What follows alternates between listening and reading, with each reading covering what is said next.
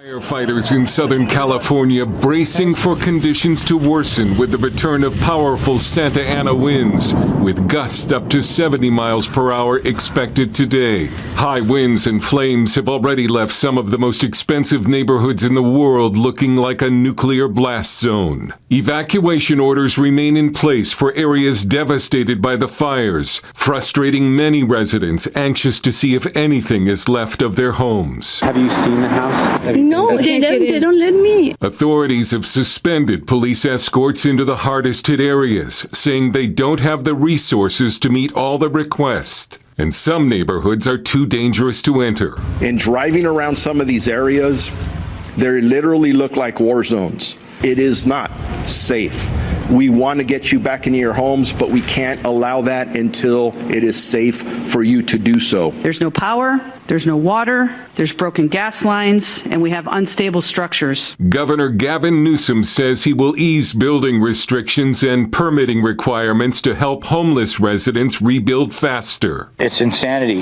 Hotels are packed to the gills.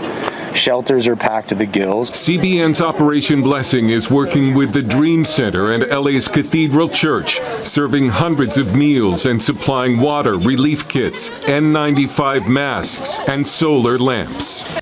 So many great things. This is a horrible fire, horrible devastation, but I love it when you see the church start to come together, and you guys are doing it in a big way. With me now is Sean Foyt. Sean, welcome to the program. You just did a big worship night and more. Tell us what happened. Yeah, it was just amazing. It feels like it keeps setting us up, being in these cities in the midst of trial and tragedy. And we had this date planned on the calendar for, the 11th of January for the last 3 months. And we had no idea that the worst fires in the history of the city were going to break out just days before it happened. Power went off all over, even where I live, and high wind advisories and fires breaking out and pandemonium. But it was so powerful. In the midst of all that, we gathered at Angelus Temple.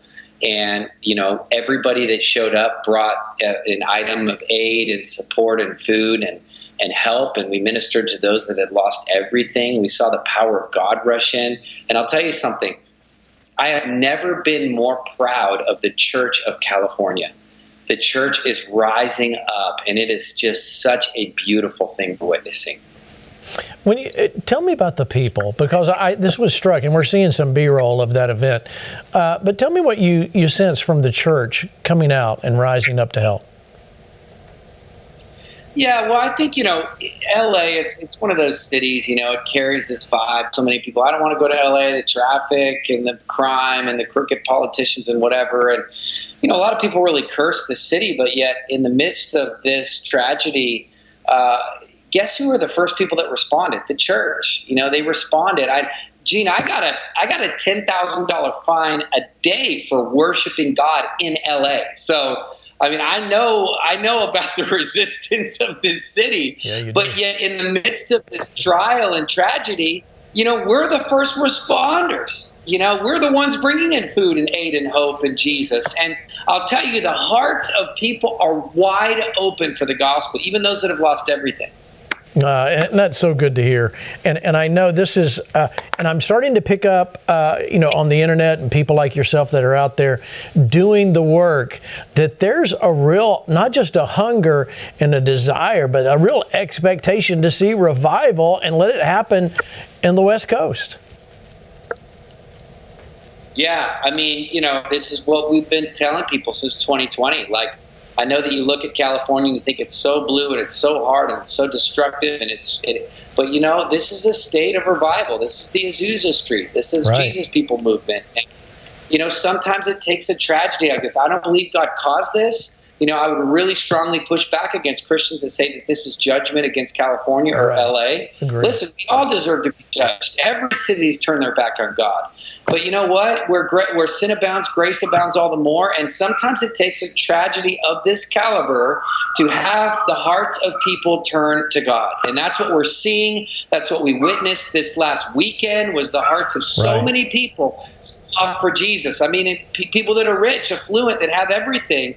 And yet yet they've lost it all, and all they have left is God. And it's going to be remarkable to see what God does in the midst of this. No, that's true. And we're seeing miracles all the way through. In fact, you posted something this weekend about the crosses in Malibu. Talk us through what we're seeing here about the white crosses. Yeah, I mean, I just love signs like this. I love it when God makes it very clear and evident. And this is a part of Malibu. I believe the whole hillside was burned and charred, and the only thing left standing was these crosses. So what a prophetic picture of the gospel. What a prophetic picture of hope. You know, we saw the same thing at 9/11 with the buildings, you know, that were left in the shape of a cross. We've seen the same things across North Carolina, you know, when we were doing hurricane devastation outreach there, the crosses were left. And it just is, it's those little things that in the midst of such devastation, they're just reminders, and they just point to the fact of the eternal truth that God is still with us. He's still here. That's right. He's not leaving us in the midst, and he's working his way. He's working his will. Yeah, amen. All right, so Sean, I know there are people out there that want to know how to help. Can they go to your website and find out more information?